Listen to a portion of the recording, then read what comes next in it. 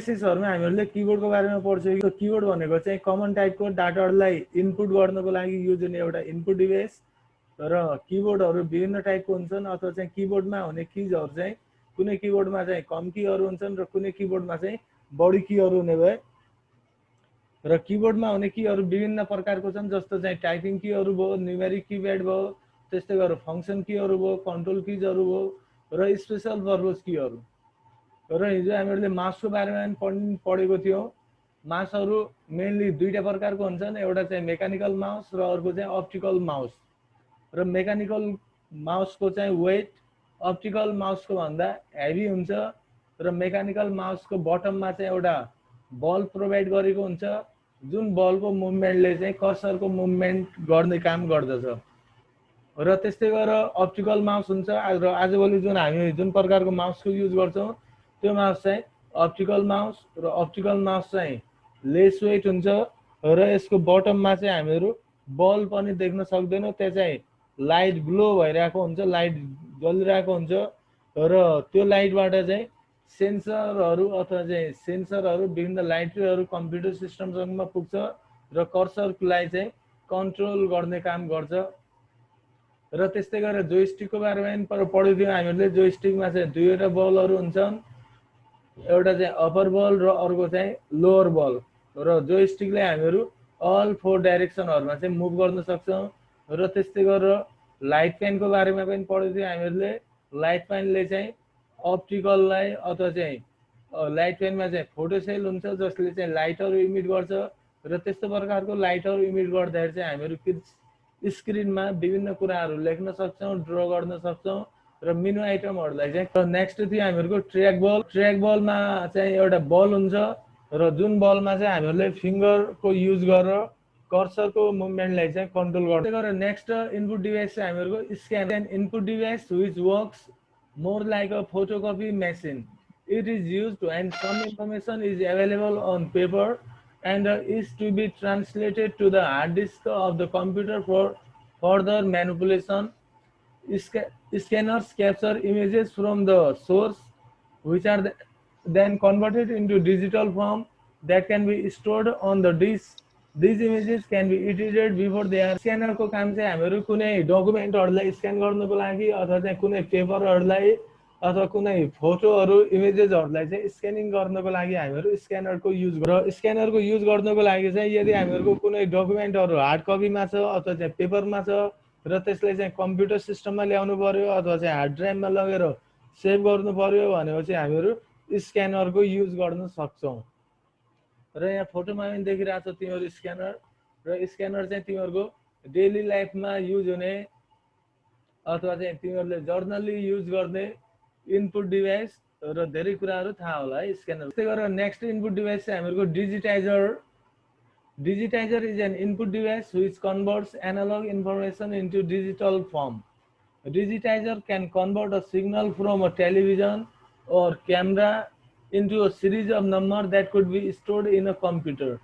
They can be used by the computer to create a picture of whatever the camera has been pointed at. Digitizer is also known as tablet or graphics tablet, as it converts graphical and pictorial data into binary inputs. A graphic tablet as digitizer is used for fine work for drawing and image manipulation applications. र digitiser भनेको चाहिँ हामीहरुको एउटा input device जसले चाहिँ analogue सिग्नलहरु अथवा चाहिँ analogue इन्फर्मेसनलाई digital फर्ममा conversion गर्ने काम गर्दछ। The digitizer can convert a signal from television or camera into a series of numbers that could be stored in a computer.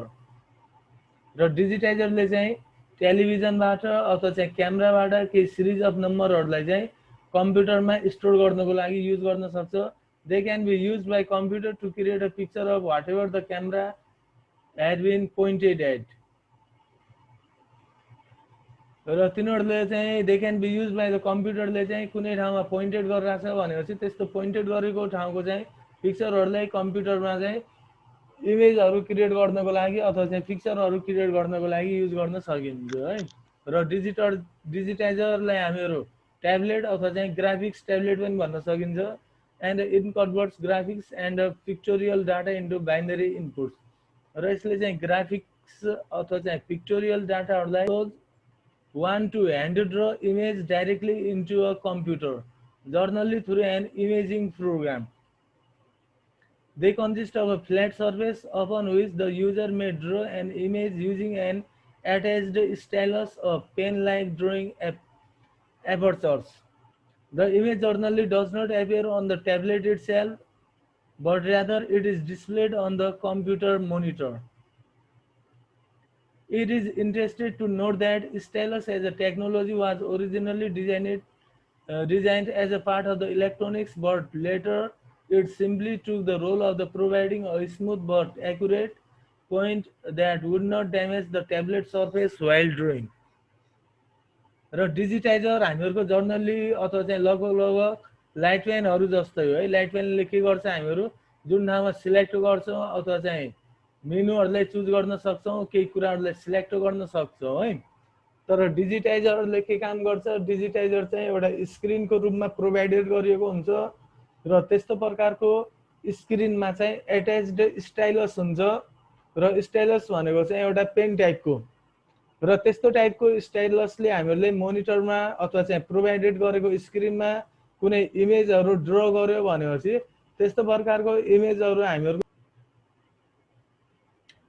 graphics tablet is a computer input device that enables a user to hand draw images. Graphics tablet अथवा चाहिँ digitiser भनेको चाहिँ हामीहरूको same, र यसलाई चाहिँ digitizer, drawing tablet, drawing pad, digital drawing tablet, pen tablet अथवा चाहिँ डिजिटल आर्ट बोर्ड पनि भनिने भयो। र यसमा चाहिँ हामीहरू के ड्रइङहरू गर्न सक्छौँ र त्यस्तो प्रकारको ड्रइङहरू त्यसपछि हामीहरूको compatibles a user to hand draw images, animations and graphics with a special pen-like stylus. र यसमा पनि पेन जस्तै हुने भयो, जसले चाहिँ हामीहरू स्टाइलस भन्छौँ। Similar to where a person draws images with a pencil and a paper. The tablet may also be used to capture data or handwritten signatures. It can also be used to trace images from a piece of paper which is tabbed or otherwise secured to a tablet surface, capturing data in this way by tracing or entering. र microphone भनेको चाहिँ कम्प्युटरमा साउन्डलाई input गर्नको लागि use हुन्छ है। र जस्तो आजभोलि चाहिँ हामीहरूको कम्प्युटर सिस्टममा पनि माइक्रोफोन इम्बेड गरेको हुन्छ र त्यस्तै गरेर हामीहरूको एयरफोनहरूमा पनि हुन्छ है स्मल माइक्रोफोन। र त्यो माइक्रोफोनले गर्दा नै हामीहरू कानमा एयरफोन लगाएर फोन गर्न सक्छौँ। जर्नली देखिने माइक्रोफोन चाहिँ यस्तो प्रकारको हुन्छ जुन चाहिँ हामीहरू विभिन्न कन्सर्टहरूमा अथवा चाहिँ भाषणहरू गर्दाखेरि विभिन्न स्पिचहरू दिँदाखेरि देख्न सक्छौँ। र नेक्स्ट इनपुट डिभाइस चाहिँ हामीहरूको म्याग्नेटिक इङ्क कार्ड रिडर, र यसलाई चाहिँ सर्ट फर्ममा MICR भनेर पनि भनिन्छ। MICR input device is generally used in banks as there are large number of checks to be processed every day. The bank's code number and the check number are printed on the checks with a special type of ink that contains particles of magnetic material that are machine readable. The reading process is called magnetic ink character recognition. The main advantages of MICR is that it is fast and less error prone.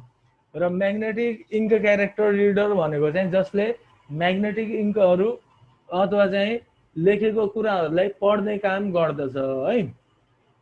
र यो चाहिँ generally ब्याङ्कहरूमा हुन्छ, ठुल्ठुलो ब्याङ्कहरूमा, जुन ब्याङ्कहरूमा चाहिँ लार्ज नम्बर अफ चेकहरूलाई चाहिँ प्रोसेस गर्नुपर्ने हुन्छ। र त्यस्तो प्रकारको चेकहरूमा चाहिँ एउटा स्पेसल्ली लेखेको चाहिँ केही टेक्स्टहरू हुन्छ, जस्तो चाहिँ चेक नम्बर भयो, जस्तो चाहिँ एकाउन्ट होल्डर नेम भयो, र त्यस्तै गरेर अन्य इन्फर्मेसनहरू, जुन इन्फर्मेसनहरू चाहिँ करेक्ट छ कि छैन, भ्यालिड छ कि छैन भनेर चाहिँ MICRले हामीहरूको रिकग्नाइज गरेर थाहा पाएर त्यसपछि चाहिँ सिस्टमसम्म पढाउने काम गर्दछ है। र त्यस्तै गरेर हामीहरूको चाहिँ लोकसेवामा जुन हामीहरूको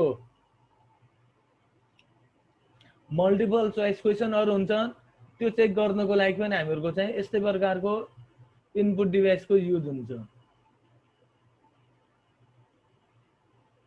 र नेक्स्ट चाहिँ हामीहरूको optical character reader.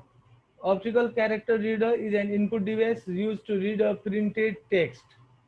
Optical character reader scans the text optically character by character, converts them into machine readable code and stores them on the system memory. र optical character reader ले चाहिँ printed टेक्स्टहरुलाई रिडिङ गर्ने काम गर्दछ.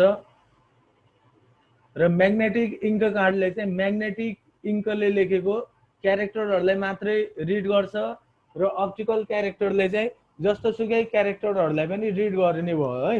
र यसको use भनेको चाहिँ लोकसेवाहरूमा जुन चाहिँ हामीहरूको मल्टिपल चोइस क्वेसनहरू हुन्छ र त्यो चाहिँ अब आन्सर सिटहरू धेरै हुने भयो र फास्ट प्रोसेसिङ गर्नको लागि लोकसेवामा दिने इक्जामहरूमा हुने मल्टिपल चोइस क्वेसनहरूलाई रिड गर्नको लागि अप्टिकल क्यारेक्टर रिडरको युज हो. बारकोड रिडर्स भनेर. र बारकोड भनेको चाहिँ यस्तो टाइपको टेक्स्टहरू जुन चाहिँ तिमीहरू विभिन्न प्रोडक्टहरूमा देख्न सक्छौ. जस्तो चाहिँ पेन किन्यो भनेपछि पेनमा पनि हुन्छ है.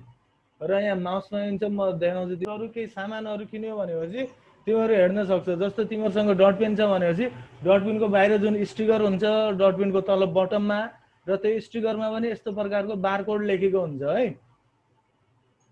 र विदेश र जहाँ चाहिँ ठुल्ठुलो सपिङ मलहरू हुन्छन्, ठुल्ठुलो दोकानहरू हुन्छन्, त्यस्तोमा चाहिँ अब सबै कस्टमर सामान बेच्नेले चाहिँ सामानको प्राइस कति हो, कतिमा बेच्ने, के गर्ने, सामानको बारेमा चाहिँ सबै इन्फर्मेसनहरू थाहा हुँदैन. र यो चाहिँ बारकोड रिडर, यसले चाहिँ यो कोडलाई रिड गर्यो भनेपछि यो प्रोडक्टको चाहिँ प्राइस कति हो, कहाँबाट म्यानुफ्याक्चर भएको, अथवा चाहिँ प्रोडक्टको बारेमा चाहिँ इन्फर्मेसनहरू चाहिँ आउने भयो. र त्यसपछि त्यही इन्फर्मेसनको आधारमा चाहिँ पेमेन्टहरू गर्ने भयो. र जस्तो barcode reader is a device use for reading barcoded data. र बार भन्नेले चाहिँ यो धड्काहरूलाई चाहिँ बार भनिन्छ. Barcoded data in the form of light and dark lines. र बारकोडेड डाटा भन्नाले चाहिँ data that is in the form of light and dark lines. यहाँ चाहिँ कुनै लाइनहरू डार्क हुन्छन् र कुनै लाइन चाहिँ हल्का तानेको हुन्छन् है. र barcoded data is generally use in labelling goods. Labelling goods भन्नाले चाहिँ सामानहरूलाई लेबलिङ गर्नको लागि सामानहरूको पछाडितिर हुने भयो है बारकोड. र त्यस्तै गरेर नम्बरिङ द बुक्स. र त्यस्तै गरेर किताबहरूको पछाडि पनि हुन्छ है बारकोड. किताबहरूको अथवा चाहिँ कपीहरूको पछाडि पनि यस्तो प्रकारको बारकोडहरू हुने भयो. र त्यस्तो र it may be handled by scanner or may be embedded in a stationary scanner. र यसले चाहिँ यस्तो प्रकारको एउटा स्क्यानर डिभाइस हुन्छ र यस्तो प्रकारको स्क्यानर डिभाइसले स्क्यानिङ गरेपछि त्यसपछि त्यस्तो प्रकारको गुड्सहरू अथवा चाहिँ बुक्सहरू अथवा चाहिँ अन्य प्रोडक्टहरूको बारेमा चाहिँ इन्फर्मेसनहरू आउने भयो. र barcode reader scans a barcode image. र यो इमेजलाई चाहिँ बारकोड इमेज भनिने भयो. Converts it into alpha numeric value which is then fed to the computer that the barcode reader is connected to.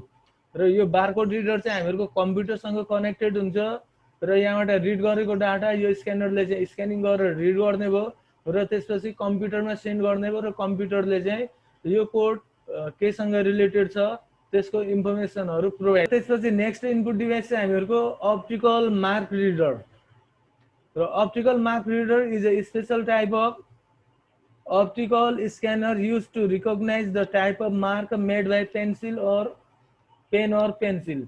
It is used where one out of few alternatives is to be selected and marked. It is especially used for checking the answer sheets of examination having multiple choice question. र multiple choice question म अगाडि भनिरहेको थिएँ, योले पनि read नगर्ने रहेछ, योले पनि नगर्ने रहेछ है. र यो दुईटाले पनि रिड त गर्छन् तर चाहिँ म्याग्नेटिक इङ्क कार्डले चाहिँ त्यस्तो प्रकारको टेक्स्टहरू जुन चाहिँ म्याग्नेटिक इङ्कको युज गरेर लेखिएको हुन्छ त्यसलाई मात्रै रिड गर्छ. र यसले चाहिँ अप्टिकल कार्ड रिडर क्यारेक्टर रिडरले चाहिँ अप्टिकल क्यारेक्टरहरूलाई मात्रै रिड गर्ने भयो. र मल्टिपल चोइस क्वेसनहरूलाई रिड गर्नको लागि चाहिँ हामीहरूलाई अप्टिकल मार्क रिडर चाहिने भयो है. र यसले चाहिँ अप्टिकल मार्क रिडरले चाहिँ त्यस्तो टाइपको सिम्बलहरू अथवा चाहिँ त्यस्तो टाइपको मार्कहरूलाई जुन मार्कहरू पेन अथवा चाहिँ पेन्सिलले बनाएको छ त्यस्तो प्रकारको मार्कहरूलाई चाहिँ रिडिङ गर्ने काम गर्छ. र जस्तो एमसीक्यू लोकसेवा एक्जाम त दिए छैन होला हैन, त्यसमा चाहिँ पेपर हुन्छ र त्यसमा पनि हामीहरूले चाहिँ मार्कको गर्नुपर्ने हुन्छ अथवा चाहिँ गोलो गोलो बनाउनु पर्ने हुन्छ र त्यस्तो मार्कहरूलाई रिड गर्नको लागि अथवा चाहिँ मल्टिपल चोइस क्वेसनहरूलाई रिड गर्नको लागि चाहिँ अप्टिकल मार्क रिडरको युज हुने पढाइ छैन है। र टच प्यानल पनि अप्टिकल सोनिक र इलेक्ट्रिकल हुने रहेछ। र त्यस्तै गरेर ट्याब्लेटहरूको बारेमा पनि पढ्नु छ, इलेक्ट्रिकल सोनिक रेजिस्टिभ भनेर। र स्क्यानरको बारेमा पढिसक्यो हामीहरूले। र त्यस्तै गरेर आउटपुट हार्डवेयरमा चाहिँ मोनिटर प्लोटर्स र प्रिन्टरहरू छन्। र अब भोलि चाहिँ हामीहरूले पढ्ने भनेको टच प्यानलको बारेमा र ट्याब्लेटहरूको बारेमा है। टच प्यानल अप्टिकल सोनिक र इलेक्ट्रिकल, त्यस्तै गरेर ट्याब्लेट पनि इलेक्ट्रिकल सोनिक र रेजिस्टिभ भन्ने रहेछ। र त्यसपछि हामीहरूको सेकेन्ड युनिटहरू कमै छन् है, तिमीहरूको 5वटा युनिटहरू मात्रै छन्।